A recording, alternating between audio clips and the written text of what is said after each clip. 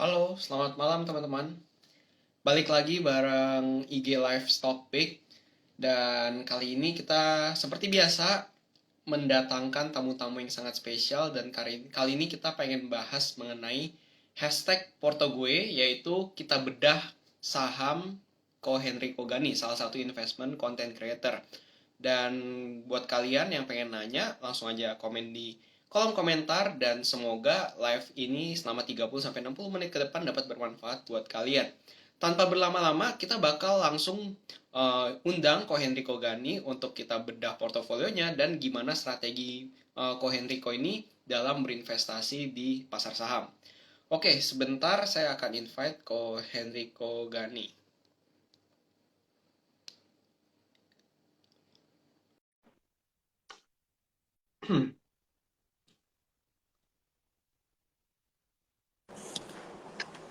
Oke, halo, selamat malam Ko. Halo, halo, halo. Halo, apa kabar Ko? Baik, baik. Gimana kabarnya? Baik juga kok. Nah, kok kali ini Mhm. thank you banget udah mau ini loh live bareng sama Stockpick. Dan Ya, kali ini kita pengen belajar bareng nih dari Ko Koriko mengenai portofolio dan strategi investasi dari Koriko ini dalam berinvestasi saham. Nah, tapi sebelumnya mungkin aku ada beberapa talking points juga buat teman-teman. Nanti buat teman-teman yang nonton, kita di sini akan bahas pertama cerita Ko Henry Kogani, yang kedua kita bahas mengenai kapan waktu yang tepat untuk berinvestasi ya, dan yang ketiga segmen yang paling spesial kita akan bedah portofolio Ko Henry Kogani di Stockpick dan strategi investasi ke depannya bagaimana. Nah, mungkin kita langsung aja ke talking points yang pertama yaitu cerita Ko Riko ini. Gue juga penasaran sama cerita Ko Riko ini. Kalau dari Ko Riko ini mungkin latar belakangnya kesibukan sekarang lagi ngapain nih Ko Riko? sekarang ya. Sekarang tuh, sorry. Ini kalau pakai gua, lu sorry ya kalau keceplosan ya. Suka kebiasaan. Ya, nggak apa-apa. Nggak Oke, apa-apa. jadi, sekarang gua sibuknya kerja sih. Ada kerja di salah satu sekuritas gitu. Terus as an analyst. Terus juga ya as an investor gitu ya. Terus juga ada bantu komunitas Get Rich gitu. Jadi ya so far sih itu sih ya. Jadi investor Hmm, itu ya sekalian ya, sekalian kan suka analisa juga. Memang ya. apa ya, kerjaan juga banyak kan mengandung faktor apa Ya. unsur-unsur analisa gitu ya. Jadi sekalian lah buat ini porto juga, nyusun porto juga gitu. Oke, berarti emang kesibukannya sekarang udah mayoritas di kerjaan pasar modal berarti ya, kok ya? Iya, betul betul betul. Hmm. Sibuknya itu sih. Oke. Kalau karena ini kan berarti pasar modal dunia investasi ya. Kalau Ko Riko sendiri nih, mulai kenal investasi itu dari kapan kok? Kenal investasi ya. Sebenarnya kalau investasi sih kenal udah lama ya. Udah Hmm. kali dari SMA ya, dari 17 Hmm. tahun gitu dikenalin. Tapi Oh, oke. investasi pertama dari deposito sih. Kenalnya pertama deposito Hmm. doang gitu. Terus kurang lebih 2017-an ya, 2017 2000 ya 2016 atau 17 gitu, itu mulai kenal sama saham gitu pertama. Tapi Hmm. nggak ngerti nih beli apa gitu. Terus kayak ya biasa lah ya ngelewatin fase yang kayak ini tuh apa sih, kenapa naik turun gitu. Terus apa sih yang dibeli gitu. Terus coba analisa beberapa teknikal, fundamental dan lain-lainnya gitu. Itu berarti mulai investasi sahamnya 3 SMA ya? Umur 17 berarti ya, kok ya? Enggak, investasi saham itu 2016 itu aku pertama kali lulus kuliah gitu. Oh, Jadi oke. 17 tahun itu waktu tahun berapa ya? 17 tahun tuh udah lama, udah hampir 10 tahun, 10 11 tahun yang lalu gitu. 2012, Oke. 2011 itu gitu. Oke, berarti investasi sahamnya justru waktu baru kuliah atau baru lulus kuliah ya Iya, berarti ya? baru lulus kuliah baru kenal Hmm. tentang finance, apa namanya, investasi ke pasar modal, baru baru itu sih gitu. Ya, itu kalau boleh tahu strateginya apa tuh kok untuk investasi saham? Dulu ya, pertama kali ya. Ya. Mm-mm. Ya, Mungkin atau dulu enggak sih. mungkin saya ceritain ada perubahan nggak dari dulu pertama kali mulai investasi gimana sampai Oke, sekarang gimana tuh? oke. Pertama kali nggak jelas sih, jujur nggak tahu itu metode apa, nggak tahu gitu, karena kan ya cuman based on feeling ya gitu ya, kayak bid Mhm. over gitu, kok kayaknya ini bisa naik Ya. nih, ini kayaknya udah harus jual gitu. Terus kayak gitu belajar, belajar tentang teknikal, belajar tentang fundamental gitu. Terus pertama kali ngertinya tentang teknikal bro, terus Hmm. pertama kali tentang teknikal, coba works gitu. Terus kena market 2018 sama 19 Hmm. itu kurang enak nih gitu ceritanya. Ya. Jadi mulai apa ya? Ya win loss-nya tuh kayak dihitung-hitung kayaknya lebih untung masuk ke ini deh, deposito deh gitu. Bahkan kadang-kadang loss Hmm. kan, loss-nya lumayan. Ya. Nah, terus masuk ke 2020 bersaham gitu. Belajar fundamental, sorry, belajar fundamental, dan di situ sampai sekarang pakainya fundamental sih, sambil terus dikembangin Hmm. gitu. Berarti pakai fundamental, Hmm. berarti Koriko ini lebih ke investasi ya daripada trading ya kok. Iya, boleh dibilang investasi ya. Hmm. Cuman nggak investasi yang kayak nabung saham gitu.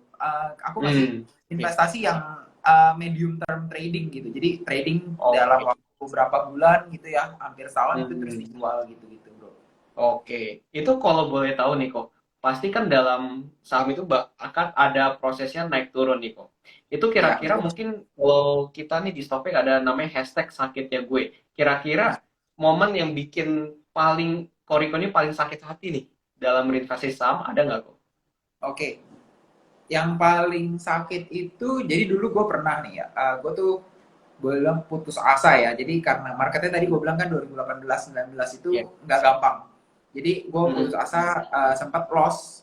Mm. eh, Mungkin lossnya nggak gitu banyak sih, cuman karena baru jadinya ya kayaknya banyak gitu. Lossnya 10%, 10% dari total Mm. portofolio. Sebenarnya nggak gitu banyak, cuman kayak ya itu ini ya lumayan sakit gitu kan untuk Mm. investor baru. Nah, terus di situ gue minta tolong orang, gue minta tolong salah satu kenalan itu yang gue rasa dia jago itu buat ya udah lu beli apa beliin gue deh gitu. Jadi Mm. dipercayain nih satu account gitu kan, lu beli apa beliin aja deh. Gue nggak tahu gitu itu kalau ternyata di pasar modal itu yang penting adalah why-nya daripada what-nya. Lebih penting Mm. kenapa kita belinya daripada Ya. apa yang kita beli gitu. Jadi di situ gue asal ikut aja, dan ternyata account gue itu overtrade Oh. terus loss-nya juga gede, dari loss 10% Mm. sempat untung 10% terus turun lagi minus 25% karena overtrade Mm. banget gitu. Ya. Dan di situ gue merasa oh ternyata tuh gue harus tahu alasannya, why-nya itu lebih penting daripada what-nya. Dari situ Ya. gue baru belajar gitu, dan di situ lumayan sakit hati sih karena ketika minus 25% itu ternyata waktu gue tanya gimana nih kok minus, padahal dia Mm. jago gitu kan, gue rasa tradingnya jago, dan ternyata dia hilang gitu, hilang aja maksudnya di konteks susah gitu kan, apa Mm. namanya, kalau ketemu pun ngeles mulu gitu. Jadinya Mm. itu sih yang pertama kali gue rasain ketika investasi saham tapi cuman ikut orang tanpa tahu strateginya gimana Terus gitu. mulai titik baliknya tuh gimana kok atau kapan kok? Titik baliknya ya, titik baliknya itu sih itu pertama kali, dan mulai Mhm. belajar sendiri, mulai cari style sendiri gitu. Habis cari style sendiri itu ya ngobrol ya, banyak ngobrol dengan Mhm. apa investor yang lebih senior, terus Mhm. juga disaranin baca buku apa, dan suka browsing Mhm. kan, baca buku sendiri gitu. Di situ tuh baru oh ini loh style yang sesuai nih sama gua, style yang Mhm. memang bukannya cuman returnnya sebesar-besarnya, tapi lebih ke peaceful juga ya, lebih ke peace of mind, lebih tenang gitu loh, walaupun minus, at least kita nggak, ketika floating loss itu nggak kelabakan kayak oh gua harus apa nih, Mhm. harus gimana nih, udah minus terus gitu. Nggak kayak gitu, jadi tetap nyaman Mhm. dengan strategi gua gitu. Mhm. Akhirnya dari titik itu bisa konsisten sampai sekarang berarti ya kok ya? Yes, betul betul betul konsisten sampai sekarang. Oke. Nah ini menarik banget berarti dari tahun 2018 dan 2019 yang sebenarnya marketnya bener ya kata Koriko ya kurang enak ya agak sideways nggak taunya terus crash gitu ya. Nah, tapi kalau Yes. kita ngomongin market sekarang nih kok, menurut Koriko nih, kita akan masuk ke segmen selanjutnya juga berarti. Ini apakah sekarang ini waktu yang tepat untuk berinvestasi nih, Koriko? Oke. Berinvestasi saham. Kalau menurut aku pribadi ya, sebenarnya saat yang paling tepat buat investasi saham itu ya kalau kita ngomong textbook ya secepat-cepatnya gitu. Karena kan Hmm. ya compoundingnya akan lebih besar gitu ya. Itu yang pertama. Tapi kalau ditanya apakah sekarang saat yang tepat buat masuk investasi saham, ya lebih tepat lagi. Kenapa? Hmm. Karena kalau kita perhatiin kan harga komoditas lagi tinggi ya, gitu. Ya. Emang sih itu menyebabkan banyak inflasi. Tapi sebenarnya kalau kita perhatiin kayak tahun-tahun sebelumnya ketika komoditi super cycle, itu Indonesia malah diuntungkan loh. Kita nggak usah Hmm. ngomong jauh-jauh tahun 2009 sampai 2014 itu kita IHSG outperform Dow Jones banyak banget. Dan juga kalau kita ngelihat secara fundamental negara, kita tuh jauh di atasnya Amerika sekarang, lebih aman gitu ya. Banyak negara yang kolaps kan kita dengar. Tapi Hmm. Indonesia strong gitu. Kita cuma pusing paling BBM naikin nggak ya? Karena kalau nggak Hmm.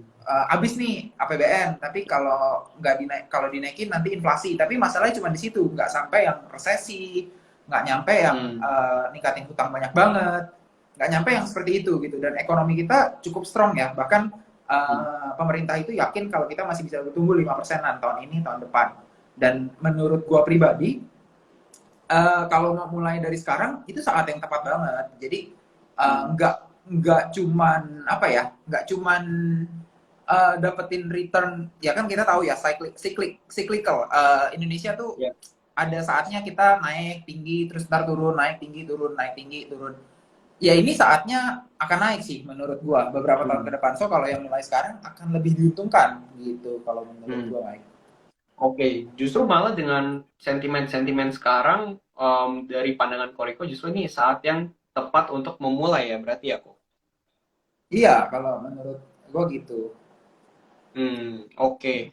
Nah, kalau dari Koriko sendiri, menurut Koriko dalam kita memulai investasi, apakah kita sebagai pemula nih membutuhkan seorang expertise kok atau mentor lah ibaratnya? Oke, ya untuk memulai sesuatu sebenarnya gini ya, kita bisa, gue yakin kita tuh bisa dua cara yang bisa kita lakukan untuk berhasil. Yang pertama kita trial and error sendiri, dan yang kedua kita pakai mentor gitu.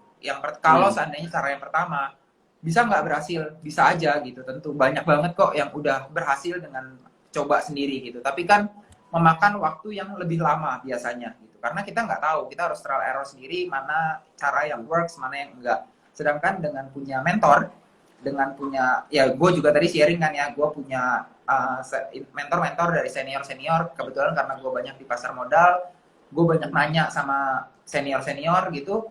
Jadi itu lebih shaping kita punya analisis, terus juga Hmm. cara milih saham, terus udah gitu kira-kira gimana nih, kita punya teman sharing gimana nih kira-kira ekonomi mana yang diuntungin, saham apa yang potensi. Itu kan jadi kita punya itu ya untuk mempersingkat waktu kita. Kalau menurut gue Ya. sih gitu. Jadi pentingnya mentor ya, menurut gue seperti itu. Hmm. Oke, berarti ya kesimpulannya kalau dari Koriko sendiri, mentor itu berarti dalam berinvestasi berarti penting berarti ya kok ya. Yes, Hmm. untuk accelerate ya, accelerate kita punya Hmm. progress gitu ya. Ya, ibaratnya mungkin dari mentor itu mereka yang sudah memiliki pengalaman akan memberikan pengalaman-pengalaman yang dimana kita sebagai pemula kita tidak perlu melakukan pengalaman yang pahitnya ya, karena udah dialami oleh mentornya. Ya, jadi ada guidance-nya lah ya, ada guide-nya gitu. Ada orang yang ngasih guide, kita tuh, lagi begini loh, kita bisa tukar pikiran hati-hati, atau enggak kurangin posisi saham, atau enggak kita bisa, wah ini bullish nih, all in nih, jangan sampai ketinggalan kesempatan, atau apa gitu-gitu kan. Hmm, oke.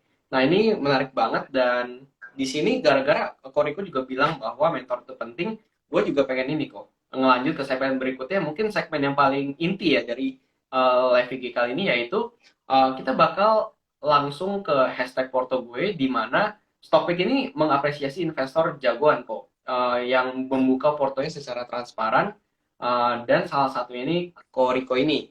Nah, sekarang kita juga pengen lihat portofolio Koriko yang Koriko buka di Stockpick. Dan buat teman-teman yang nggak tahu Stockpick itu apa, jadi Stockpick itu adalah platform aplikasi untuk intip portofolio investor jagoan teman-teman. Banyak banget investor jagoan yang udah buka portofolio secara transparan di Stockpick termasuk Koriko ini. Jadi kalian juga bisa invest bareng Koriko dan melihat langsung Koriko tuh dalam melakukan decision making dan ikut invest bareng dengan hanya satu tombol aja. Jadi di sini kita bakal belajar langsung gimana caranya Koriko itu melakukan decision making. Karena menurut gua sendiri analisa itu one thing, cuman dalam decision making itu juga perlu harus diperhatikan. Karena at the end kalau kita mau cuan, kita harus bisa melakukan decision making dalam membeli dan menjual saham. Oke, di sini gue coba buka portofolio Koriko. Di sini kebetulan ada dua saham yang mau dibahas sama Koriko, dan sisanya kalau kalian pengen lihat sisanya, kalian harus ini ya teman-teman, subscribe portofolionya Koriko ini di aplikasi Stockpick. Oke, di sini gue coba buka, mungkin gue ini ya kali ya share screen, ya ganti kamera aja deh. Oke. Udah kelihatan belum ya? Nah, Ya, ini ya. jadi kurang lebih kalau teman-teman nanti download aplikasi Stockpick, kalian bakal ngelihat explore page seperti ini. Di sini kalian bisa lihat investor-investor jagoan lainnya.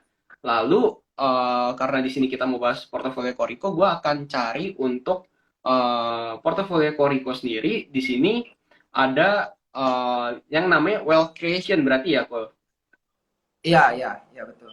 Oke, ini adalah real porto ya teman-teman. Jadi Koriko di sini akan sharing untuk real portonya. Dan untuk wealth creation sendiri, di sini kita bisa ngelihat bahwa nilai portonya ini ada 491 juta dan returnnya 4,8%. Nah, ini dibandingkan dengan IHSG teman-teman, return portonya ini melebihi IHSG loh teman-teman. Jadi kalau kita lihat, gue juga lumayan takjub dengan Koriko ini. Dia bisa, berarti performa portofolio dari Koriko ini melebihi IHSG dari dana yang dikelola dan dari cara dia melakukan investasi dengan strateginya. Dan yang menarik juga di sini kalau kita lihat Koriko ini melakukan ini ya berarti ya kok apa diversifikasi yang cukup banyak berarti ya kok strateginya ya. Ya, jadi memang strateginya di sana gue maksimal biasa holding saham gue itu sampai 10 maksimal. Tapi nggak Oke. nggak menutup kemungkinan ada beberapa kayak misalnya 12 biji itu masih watchlist dan gue Hmm. beli sedikit gitu misalnya. Nah, Hmm. di situ juga sektornya biasa gue sebar sih, nggak di satu sektor doang karena ya apa ya, karena kan untuk meminimalisir resiko juga kalau seandainya sektor yang gue analisa itu kurang perform Hmm. gitu ya. Oke. Nah, terus sebenarnya aku juga sekarang-sekarang ini agak ini ya kok. Jarang ada ngelihat juga orang yang punya portofolio lebih dari 10 gitu. Biasa sekarang mencerminkan untuk konsentrasi ke 4 sampai 5 saham aja. Kira-kira apa yang membuat mungkin selain diversifikasi ya. Kira-kira apa yang membuat Koriko ini tidak fokus mungkin ke 4 atau 5 saham aja melainkan ke 10 saham gitu. Oke, yang pertama karena gue menggunakan prinsip apa ya, separoh bottom up dan separoh lagi dari top down gitu. Jadi kalau top Oke. down kan kita mulai dari makro ya. Nah, kalau Mm-mm. kita mulai dari makro kan kita akan ketemu nih satu atau dua sektor yang kira-kira masih diuntungin gitu kan. Dan Hmm. gue melihat itu juga, gue melihat ada satu dua sektor yang kemungkinan diuntungkan dalam let's say 6 sampai 1 tahun ke depan. 6 bulan sampai Ya. 1 tahun ke depan gitu ya. Dan juga gue melakukan bottom up yang kedua. Bottom up itu Mm-mm. gue melihat dari hasil screening berapa ratus saham ya di bursa itu, 700 kan, 700 di saham itu. Gue melihat Ya. beberapa saham yang sebenarnya tuh masih menarik buat dikoleksi karena dia menawarkan growth. Menawarkan growth-nya walaupun secara sektor mungkin growth-nya itu sektornya ya biasa aja gitu. Bukan artinya jelek Ya. ya. Kan selain Mm. bagus dan jelek ada yang biasa aja gitu kan ya. Tapi Mm. perusahaan ini tuh punya potensi untuk perform ke depannya karena manajemennya yang bagus gitu. Manajemen Mm. dari perusahaannya yang bagus gitu dan dia menawarkan Mm. dividen yield yang cukup lumayan. Oke. Jadinya di situ gue masuk ke saham-saham yang seperti itu juga. Dan yang terakhir Mm. gue masukin saham-saham dengan potensi yang didukung oleh makroekonomi dan juga didukung oleh saham yang fundamental yang bagus biasanya kan memang perform resikonya cukup kecil gitu ya. dengan Hmm. sahamnya, dengan manajemennya perform well, dengan industrinya perform well, biasanya kan resikonya cukup kecil. Dan gue menambahkan beberapa resiko, kayak contohnya saham Hmm. yang turn around gitu, Ya. saham yang tadinya dari perusahaan rugi tapi ada potensi buat jadi untung nih gitu. Karena Oke. biasanya kalau yang turn around gitu itu potensi untuk upside-nya tuh tinggi gitu. Jadi Hmm. ini alpha stock lah, alpha stocks yang Hmm. kalau seandainya tebakan gue bener nih, dia benar-benar turn Hmm. around, dia benar-benar perform ke depannya, itu bisa langsung ngacir gitu sahamnya buat Hmm. nambah-nambahin return lah, seperti itu. Oke. Nah, jadi memang udah terbukti juga ya berarti ya kok. Walaupun lebih diversifikasi dengan dua prinsip dan ke 10 saham, tapi returnnya ini luar biasa sih kok. Bisa ngalahin return IHSG ya kok. Thank you, thank you. Oke. Nih berarti selanjutnya kita bakal bahas dua saham yang sudah dipilih sama Ko Riko nih. Nah, dua saham itu yang pertama ini kalau kita lihat ada BTPS nih kok. Di sini kalau aku lihat BTPS ini alokasinya mungkin lumayan besar ya kok. 28% dari total portofolio. Dan mungkin Ko Riko bisa cerita kali kok, kenapa Ko Riko ini milih saham BTPS yang alokasinya mungkin terbesar dari portofolio ini kok. Ya, jadi untuk BTPS ini, jadi pertama ini ini masuk ke kriteria yang tadi dari top down dan juga dari bottom up gitu, bro. Hmm. Jadi gue melihat sektor banking itu berpotensi buat Hmm. bullish di second half ini. Kenapa? Karena Hmm. yang pertama, ya Indonesia lagi pulih anyway setelah COVID gitu ya. Hmm. Growth kita Ya. lumayan tinggi, GDP growth kita lumayan tinggi. Dan kalau diperhatiin banyak banget, bahkan dari BI pun meyakini kalau loan growth itu tinggi banget gitu tahun ini, bakal Hmm. nyampe 10%.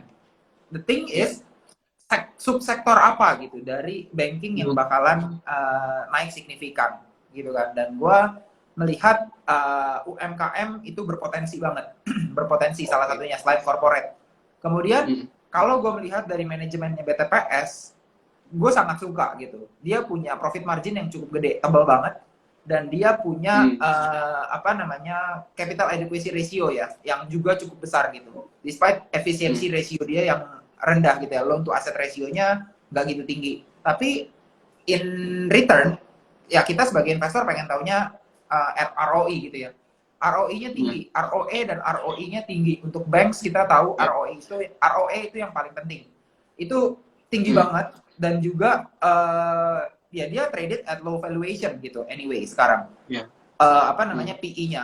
PBV tinggi menurut gua it's okay karena earnings power-nya tinggi banget. Dan Ya. ini yang menyebabkan gue cukup yakin nih dengan didukung makro, didukung oleh manajemen yang bagus juga dan apa namanya valuation yang murah, why not gitu. Ini adalah safe bet menurut Hmm. gue. Jadi itu yang menyebabkan Hmm. gue sangat suka dengan salah satu holding gue ini Hmm. gitu. Oke, kalau kita ngelihat dari sentimen yang sekarang yang mungkin lagi dihantu-hantuin juga nih dari global dan Indonesia tentang suku bunga dan inflasi. Menurut Koriko, apakah ini bakal berdampak juga kepada bank atau berdampak positif atau negatif tuh kok? Kalau seandainya kenaikan suku bunga ya itu udah pasti dilakukan sih gitu. Hmm. Dengan posisi sekarang apa namanya posisi sekarang si banking gitu ya itu udah banyak kok yang kasarnya dipersulit dengan contohnya GWM itu dinaikkan gitu. Itu kan Hmm. udah mulai kasarnya ingin mengurangi likuiditas yang sebenarnya nggak bagus gitu ya buat banking ya, tapi dia tetap survive. Terus juga Ya. kalau kita ngelihat apa namanya di banking itu apa inflasi juga tinggi gitu kan, apakah orang-orang nanti akan stop spending. The thing is Ya. suku bunga dinaikkan karena daya beli apa purchasing power itu tuh Hmm. tinggi, naik terus gitu loh. Jadi Hmm. sebenarnya demand tuh ada, dan ketika demand ada pastinya sebagai supplier, sebagai perusahaan itu mau dong naikin apa namanya produksi mereka. Naikin produksi mereka caranya gimana? Ya salah satunya dengan pinjam uang gitu kan. Begitu juga dengan UMKM karena Hmm. BTPS ini kan micro loans, sebenarnya super ultra mikro Ya. malah gitu kan. Itu mereka tuh yang mulai pulih dari COVID, mulai kembali berusaha, itu mulai apa ya running lagi gitu kan, bisnisnya running lagi, butuh Hmm. modal lagi, dan itu ditunjukkan juga dengan kenaikan loan growth di tahun ini. Jadinya menurut gua walaupun sentimennya kenaikan suku bunga, terus juga apa namanya inflasi itu nggak gitu signifikan sih efeknya buat banking Hmm. dan juga Hmm. BTPS Oke, gitu. terbukti juga berarti dengan kinerja BTPS yang justru ada sentimen ini malah bagus ya, Bu. Ya kita bisa lihat kuartal 2 kemarin hasilnya masih bagus juga kan untuk BTPS dan gue yakin Benar. ke depan masih cukup bagus juga gitu. Oke, jadi selama walaupun makronya jelek, tapi selama perusahaan bisa membukukan hasil yang baik ya, kenapa harus takut juga ya berarti aku? The thing is makronya nggak jelek juga loh untuk banking. Loan Hmm. growth, gue yakin loan growth cukup tinggi sih di second half ini. Oke. Gitu. Jadi Hmm. ya didukung itu juga ya, didukung makro Oh juga iya. sih gitu. Walaupun sentimennya Oh. jelek mungkin ya kalau dibilang ya. Hmm. I think Ya. the loan growth things itu lebih penting gitu untuk kita perhatiin ke depannya dan itu gue yakin masih cukup tinggi gitu. Oke.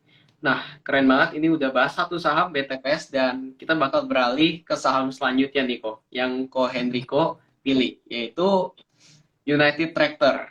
Nah, di sini United Tractor porsinya mungkin nggak sebesar BTPS ya, 13% dari total portofolio. Tapi kalau dari Koriko sendiri milih United Tractor mungkin sebagai dari infrastruktur, sebagai sektor komoditas, itu kenapa kok? Ya, I am betting with heavy equipment sales gitu. Jadi Hmm. gue Oke. jadi gini ya. Awalnya ceritanya adalah dunia ini kekurangan energi gitu kan ya. Setelah Oke. semua negara bangkit dari COVID, demand-nya surging, semua orang berpikir, wah kita harus expand nih, kita harus mulai lagi running the business gitu. Tapi kan nggak mungkin running the business tanpa electricity, nggak mungkin ada electricity tanpa ada fossil fuel. Sekarang ini yang masih paling banyak Hmm. digunakan gitu. Dan ini kelihatan Oke. nih ketika orang naikin demand, harga coal dan lain-lain, coal, oil naik kan semuanya kan. Nah, Benar. sahamnya itu juga naik tuh. Jadi Hmm. produsen dari penambang gitu ya, penambang dari energi itu semua sahamnya udah naik gitu, terutama dari Ya. coal. Hmm. Saat ini orang bilang orang tuh lagi bingung nih, wah ini tuh mau resesi gitu kan, Hmm. which is demand-nya akan slow down. Terus yang kedua, ada juga orang yang berargumen seperti ini. Tapi walaupun slow down, semuanya at the end akan naik lagi. Karena Ya. ya kita production-nya nggak ada, supply side-nya nggak ada nih. Dari segi supply itu masih sangat kurang. Itu yang Hmm. jadi sebenarnya supply-nya mau dinaikkan, mau nggak mau gitu kan. Dan demand-nya lagi turun gitu. Demand lagi turun, supply lagi naik. Secara hukum ekonomi dasar sebenarnya kan itu leads to lower energy price ya. Gitu kan. Hmm. At least Ya. for now, at least for now gitu. Nah, tapi semua orang masih ribut nih, masih ributnya, oh energi bisa naik, energi bisa turun. Itu create bullish dan bearish di market gitu kan. Tapi gue Hmm. melihat kalau gue betting on the coal price, oil price, it's risky. Apalagi ketika harga coal udah naik tinggi banget gitu kan. Nah, apa yang bisa gue betting adalah gue tahu supply lagi dinaikin. Dan untuk naikin supply, lu butuh heavy equipment gitu. Lu butuh Hmm. alat berat gitu dong. Nggak mungkin lu nambang tanpa alat berat. Nggak mungkin ngerok pakai cangkul Ya. kan gitu. Dan ketika alat berat dibutuhkan, berarti dia harus beli. Dan ketika beli, siapa sih Hmm. supplier yang hebat, yang bagus gitu? Ya. Gue cari itu satu-satu. Dan gue ketemu United Tractor ini cukup bagus ya, cukup sehat perusahaannya, cukup murah Hmm. valuasinya. Dan dia juga ada tambang anyway, gitu. So Hmm. mau tambangnya naik atau apa call-nya naik atau turun, at least itu bisa jadi hedging tambahan revenue buat si United Tractor. Tapi the Hmm. thing is, Ya. the big portion of its revenue itu dari penjualan alat berat dan gue betting on itu. Kalau gue milih seperti itu bro. Oh, oke. Jadi kalau Rico ini lebih memilih betting on alat berat dari tambang dibandingkan dengan perusahaan tambang itu sendiri ya kok. Yes, karena kan kita udah tahu, the thing is Hmm. kurang, supply Iya, kurang. iya. Hmm. Tapi apakah ketika perusahaan-perusahaan tambang batu baranya sudah slowing down, apakah United Tractor ini akan ikut slowing down kok? In the next, ini yang menarik nih ya. Jadi gue Hmm. nonton di salah satu gue lupa either Pubex atau berita yang undang company gitu ya. Jadi dia bilang begini, kenapa United Tractor penjualannya gila-gilaan? Boleh dilihat di monthly reportnya. Kenapa penjualannya gila-gilaan? Karena terakhir dari apa namanya komoditi super cycle itu di tahun 2016-2017an sebelum apa namanya crash gitu ya, komoditinya jatuh. Nah, ketika jatuh itu orang berhenti beli alat berat gitu kan. Mereka beroperasi dengan yang ada aja, kasarnya gitu. Ketika mereka beroperasi dengan yang ada aja, otomatis akan lama-lama obsolete kan. Dan ini adalah cycle-nya gitu. Ini adalah saatnya mereka ganti komoditi, ganti heavy equipment dia gitu. Dan selain ganti, kalau ganti kan artinya akan ada new purchase ya, pembelian baru. Dan selain itu juga karena harga komoditinya lagi tinggi nih, komoditi super cycle lagi tinggi, kalau lagi komoditi super cycle, ya orang semuanya mau memaksimalkan produksi kan. Gimana cara memaksimalkan produksi? Ya tadi balik lagi, beli alat berat gitu. Dengan beli alat berat dia bisa produksi lebih banyak. I don't care harga komoditasnya mau naik atau mau turun, tapi gue tahu walaupun turun itu masih ada di level dimana pengusaha itu mikir, gue produksi masih untung gede kok, why not gitu, mending produksi lagi gitu. Jadi heavy equipment masih menarik menurut gue gitu. Oke, ini salah satu ilmu yang aku dapat juga nih, baru mengerti dengan konsep dunia pertambangan juga ya, bisnis pertambangan ya. Nah, tapi kalau dari Koriko nih, untuk United Tractor dan BTPS, dua saham yang tadi Koriko udah sebut, itu kira-kira time frame investasi Koriko tuh berapa lama tuh kok? Oke, mungkin untuk time frame gue lebih fleksibel sih, tapi rata-rata 3 sampai 6 bulan gitu. Gue nggak tahu, tergantung dari market ya, tergantung dari market merespon seperti apa. Kadang gue nge-hold saham pernah sampai 9 bulan, tapi ya jarang-jarang sih. Kita hopefully marketnya ngerespon aja sih dalam waktu dekat ini. Apa namanya, sekarang ini market lagi ya dibilang kondusif ya gitu ya. Cuman kan banyak kebingungan gitu ya. Kebingungannya apa? Ini mau inflasi nih, ini mau resesi nih. Harga Pertalite katanya minggu depan mau dinaikin nih. Nanti inflasi nih, gitu kan. Orang tuh masih ngitung-ngitung lah kasarnya. Ngitung-ngitung apa namanya? Kira-kira apa sih risk-nya, apa sih reward-nya gitu kan. So, marketnya menurut gue masih ragu-ragu untuk naik tinggi gitu. Jadi, ketika nanti marketnya udah bagus, dan orang juga udah mulai lebih agresif, sekarang udah agresif sih untuk stock buying ya, udah mulai bullish kita kan di IHSG sejak bulan lalu. Kalau nanti lebih agresif lagi, gue berharap banyak orang yang mulai sadar gitu, nggak cuman betting on the coal, betting on the oil price atau gas price gitu, tapi juga mulai sadar nih bahwa oh ada loh turunan dari apa namanya, turunan dari subsektor lain yang diuntungkan. Dan juga mulai ketika nanti first liner udah mulai mahal, orang akan cari second liner kan. Dan sebenarnya BTPS dan United Tractor ini kan juga masuknya ke second liner. Dan gue berharap di situ ada apresiasi harga dan gue bisa mulai take profit gitu.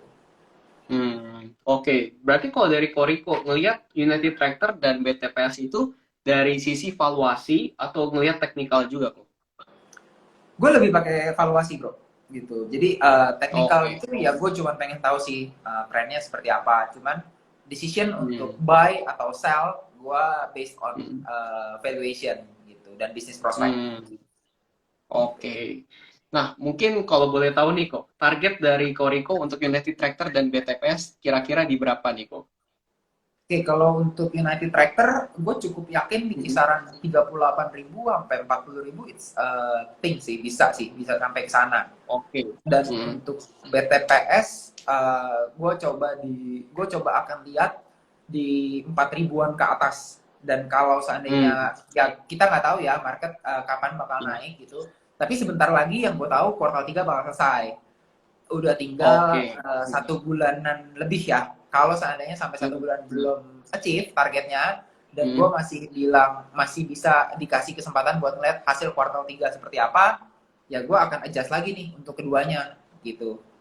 Dari hasil kuartal 3 kira-kira oke nggak nih untuk tetap hold, apakah targetnya bisa dinaikin atau ya it's okay dengan target yang saat ini gitu.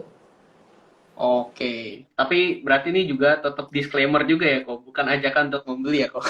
Tetap disclaimer karena kan ini bisnis ya, kita harus ngikutin juga nih prospeknya. Kalau besok ada kejadian apa, kita harus tetap ikutin. Kira-kira ada prospeknya makin bagus atau makin jelek, kita bisa downgrade dan bisa upgrade nih untuk TP-nya juga, positionnya bakal di-reduce atau di-add gitu. Hmm. Oke, ini jadi juga ya mungkin teman-teman juga bisa ini. Wait, aku balik dulu ya. Nah, mungkin teman-teman juga ini ya, apa kadang kan orang mikir, oh target price-nya 4.000, 38.000. Ini pasti dalam waktu sekian tercapai, kan nggak gitu juga berarti ya. Oh enggak, Harus no, no, no, ngikutin enggak kayak gitu perkembangan kan. perusahaan. Betul, betul, betul. Gitu. Oke, ini tadi kita baru bahas 2 saham doang nih dari portofolionya Koriko. Sedangkan berarti masih ada sisa 8 atau 9 perusahaan lagi ya kok? I think sekarang holding gua tuh ada 9, jadi masih ada 7 9. lagi yang turnaround dan Oke. lain-lainnya gitu ya. Oke. Nih, jadi buat teman-teman yang mau langsung lihat intip portofolio Koriko, sisanya masih ada 9, tadi berapa? 7 7, atau 7. 9? 7.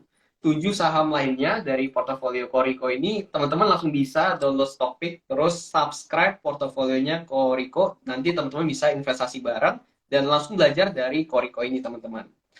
Oke, nah mungkin ini kita udah bahas lumayan panjang ya, dari Koriko sendiri nih, mungkin untuk teman-teman yang lagi nonton, kira-kira ada kata-kata yang atau jangan nggak buat penonton nih yang lagi nonton? Ya, kalau di stock market ya, di stock market itu Ya. sebenarnya kita belajar sih. Kita akan terus-terusan belajar. Gue pun masih terus-terusan belajar. Dan sebenarnya ketika kita dalam belajar, lebih enak kalau kita punya partner untuk sharing dan untuk apa namanya tukar pikiran lah ya gitu ya. Apa namanya dengan sama-sama gitu dengan kita bisa apa ya memperkuat vision kita gitu kan. Terus udah gitu dengan apa dengan bersama-sama gitu ya kita bisa memperluas view kita gitu dan apa namanya jangan bosan-bosan buat belajar dan gue berharap kalau buat teman-teman yang mau join bareng-bareng gitu ya kita belajar sama-sama kita bisa sharing nih gitu kita bisa tukar-tukar pikiran kira-kira kok ini tuh gimana prospeknya masih oke kah atau kita bagaimana nih ngelihat makronya sekarang ini gitu jadi kita bisa bertumbuh sama-sama nggak cuman sekedar ngelihat oh beli ini jual ini beli ini jual ini tapi kita bisa ngobrol gitu kita bisa ngobrol gimana nih perkembangannya gitu. Oke. Jadi memang tadi Koriko bilang untuk kita berkembang di market, kita memang butuh teman sharing berarti ya kok. Yes, yes, betul. Dan teman-teman kalau mau cari teman sharing di sini sebenarnya di zaman sosial media nggak perlu susah-susah juga. Sebenarnya di sini kita juga di Stockpick kita nyediain jasa untuk bisa langsung berdiskusi bareng dengan investor jagoan, salah satunya Koriko. Jadi langsung bisa aja kalian download Stockpick dan subscribe portofolionya Koriko nih. Koriko bentar nih. Tadi kita udah bahas saham United Tractor. Cuman di sini ada yang tanya dari Tak Keheng Hok. United UNTR target kapan 38, kenapa beberapa hari ini turun terus. Nah, mungkin nih kita mungkin ada bahas sedikit tadi. Ya, gini, gue nggak beli berdasarkan harga saham yang naik terus dan ketika gue membeli suatu saham itu gue bukannya melihat karena oh ini berpotensi naik let's say dalam 1 bulan ke depan gitu tapi gue melihat karena fundamentalnya yang oke gitu yang bagus jadi gue melihat manajemennya mengurus perusahaan dengan baik terus didukung dengan sentimen dari makroekonomi terus juga valuationnya bagus gitu ya gue membeli kapan naiknya gue rasa akan sulit gue jawabnya gue nggak pernah timing the market gitu gue cuma melihat oh, ini perusahaan yang bagus, murah, it's a bargain, gue beli gitu. Dalam beberapa hari turun, ya di market itu ada dua kategori.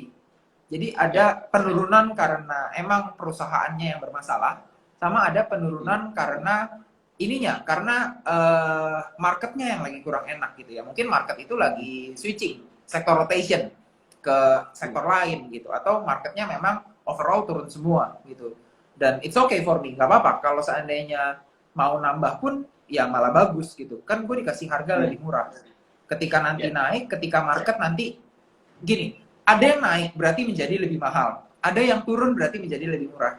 Ketika di satu titik, oh ini udah mahal banget, nggak mungkin beli yang ini, orang akan cari dong saham yang lain kan, saham yang masih Ya. murah yang mana nih, gitu. Hmm. Dan ketika itu terjadi, biasanya kan orang bilangnya sector rotation ya. Ketika sector rotation itu terjadi, ya udah, ketika saham gue diapresiasi ya gue tinggal menikmati aja, gitu. Jadi gue Hmm. nggak melihat karena oh ini kayaknya dalam beberapa hari naik dan gue beli gitu, dan itu kan lebih ke FOMO ya, lebih karena gue Ya. ikut-ikutan nih gitu, dan itu menurut gue resikonya cukup tinggi gitu dibandingkan dengan gue Hmm. beli, gue melihat fundamentalnya oke, sound gitu ya, terus didorong dengan prospek, uh, apa namanya, murah juga, ya udah, gue bisa memutuskan buat buy dan tinggal tunggu aja kapan market apresiasi perusahaan ini gitu.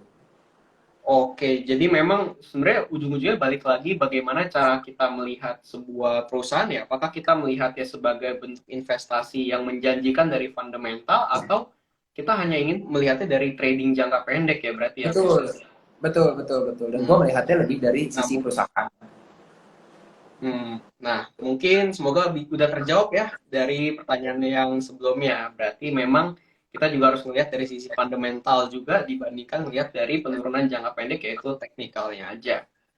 Oke, ini sepertinya udah belum ada yang nanya lagi nih. Mungkin gue juga ini kali ya apa simpulin juga dari awal dari kita IG live tadi.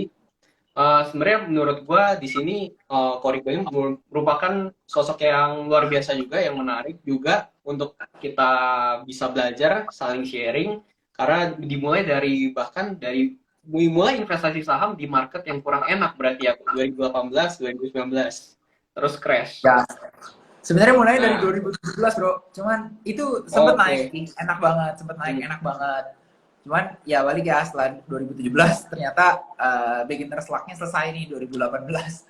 Jadinya mulai ngerasain bearish market 2018-19 gara-gara trade war. Ingat banget gua waktu itu trade war. Oh, oke. Tapi waktu itu bisa comeback-nya itu berarti tahun 2000 kapan kok? Mulai comeback, mulai terbiasa dari tahun 2019 gitu. Jadi satu tahun tuh ya Oke. figure out aja nih kapan ya kira-kira, kok gimana ya caranya biar cuan. Akhirnya 2019 berhasil outperform market gitu ya, walaupun masih kecil.